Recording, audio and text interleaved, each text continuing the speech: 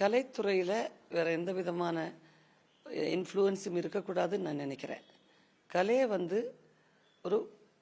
நம்ம ஒரு குழந்தைய பார்க்கும்போது எப்படி அதோட ஜாதியோ மதமோ மொழியோ இல்லாமல் நம்ம எப்படி நேசிப்போம், அந்த மாதிரி தான் இருக்கணும் கலைங்கிறது. எந்த ஒரு கலையாக இருந்தாலும் சரி, சினிமாவாகட்டும், நாடகமாகட்டும், இதுவாகட்டும், அப்படி பார்க்கணும்னு நான் நினைக்கிறேன். நான் இதில் இந்த தடவை கொடுத்துருக்கிறதுல மற்ற அவார்டை பற்றி நம்ம விமர்சனம் பண்ணுறதுல அர்த்தம் இல்லை. இப்போ கேரளாவில் மலையாளம் அவார்டு கொடுத்ததுல சிறந்த மலையாள படமாக உள்ளொழுக்குங்கிற படம் வாங்கியிருக்கேன். ரொம்ப சந்தோஷம். ஏன்னா அந்த படம் எடுக்கும்போது, அந்த கதை படிக்கும்போதே நமக்கு தெரியும் அது பாராட்டப்பட வேண்டிய படம்.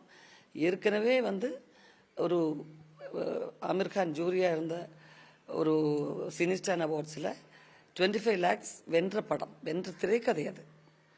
அப்போ கண்டிப்பாக நமக்கு ஒரு எதிர்பார்ப்பு இருக்குது நிச்சயமாக. பட் அதில் நான் லீட் ரோல் பண்ணியிருக்கேன். அதே மாதிரி கோ ஆர்டிஸ்டாக கிடச்ச விஜயராகவன், அவரும் லீட் ரோல் பண்ணியிருக்காரு பூக்காலம்ங்கிற படத்தில். பட் 2 பேருக்குமே சப்போர்ட்டிங் ஆக்ட்ரஸ்னு கொடுத்துருக்காங்க.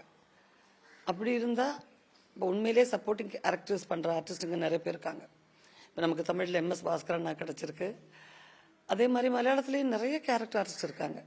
நாளைக்கு அவங்க ஒரு நல்ல கேரக்டர் பண்ணால் அவங்கள எந்த கேட்டகரியில் நீங்கள் போடுவீங்க?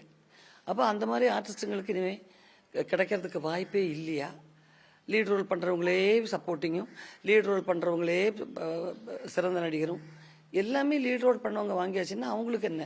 நாளைக்கு அவங்களோட நிலைமை என்ன? நான் ஒரு கேரக்டர் ரோல் பண்ண போகிறேன், இல்லை வேற ஒரு ஆர்டிஸ்ட் கேரக்டர் பண்ணாங்கன்னா அவங்களுக்கு விருதுகள் இருக்கா இல்லையா? அது எந்த கேட்டகரியில் வரும்?